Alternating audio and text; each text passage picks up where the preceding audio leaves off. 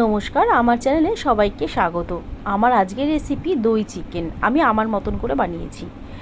তো এখানে আমার 1 কিলো চিকেন আছে, সেখানে আমি একটা লেবুর রস, নুন, 100 গ্রামের থেকে একটু বেশি টক দই দিয়ে মাখিয়ে নিয়েছি। আমি আমুলের দইটা ব্যবহার করেছি, আপনারা আপনাদের পছন্দ মতো দই ব্যবহার করতেই পারেন। আর এখানে আছে 1 মুঠো মতো কাজু বাদাম একটু বেশি পরিমাণে, আর আছে 3টে পেঁয়াজ ওই মিডিয়াম সাইজের, আর কাঁচা লঙ্কা, আর আছে রসুন এতটা লাগবে না। এবার এখানে কাজু বাদাম বাটা, আর এখানে হচ্ছে কাঁচা লঙ্কা আর রসুন বাটা, আর ওটা হচ্ছে আদা বাটা। এদিকে পেঁয়াজটাও কিন্তু আমরা বেটে নেব।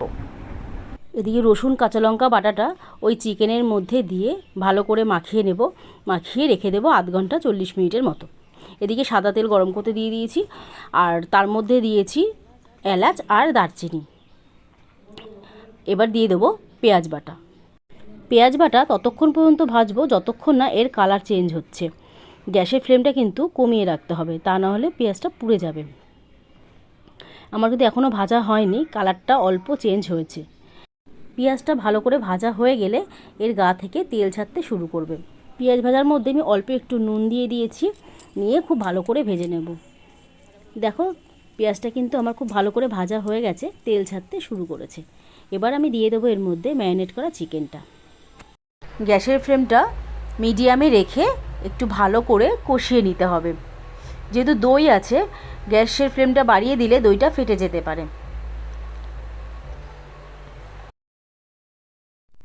এবার দিলাম জিরে গুঁড়ো 1 চামচ আর ধনে গুঁড়ো 2 চামচ দিয়ে খুব ভালো করে কষিয়ে নিয়েছি। এবারে দিয়ে দিলাম কাজু বাদাম বাটা। দেখো তেল কিন্তু খুব সুন্দরভাবে ছেড়ে গেছে। এবার আবারও একটু গ্যাসের ফ্লেমটা কমিয়ে রেখে ঢাকা দিয়ে আরেকটু রান্না হতে দেব।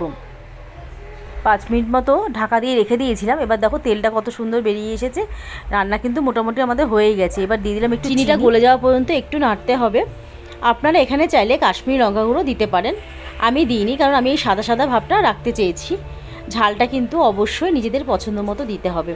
দেখুন কালারটা কিন্তু খুব ভালো এসেছে, আর তেলটাও কিন্তু ছেড়ে গেছে। এবারে দিয়ে দেবো একটুখানি গরম মশলা। আমার রান্নাটা একদম রেডি হয়ে গেছে। এই রেসিপিটি ভাতের সাথেও ভালো লাগে, রুটি, পরোটা, লাচ্ছা পরোটা, তন্দুরি রুটি সব কিছুর সাথে কিন্তু ভালো লাগে খেতে। আমি আমার মতন করে বানিয়েছি দই চিকেন। তো আমার এই রেসিপিটি যদি কারো ভালো লাগে তো অবশ্যই কিন্তু লাইক, শেয়ার অ্যান্ড সাবস্ক্রাইব করার অনুরোধ রইল। ভালো থাকবেন, সুস্থ থাকবেন, টাটা।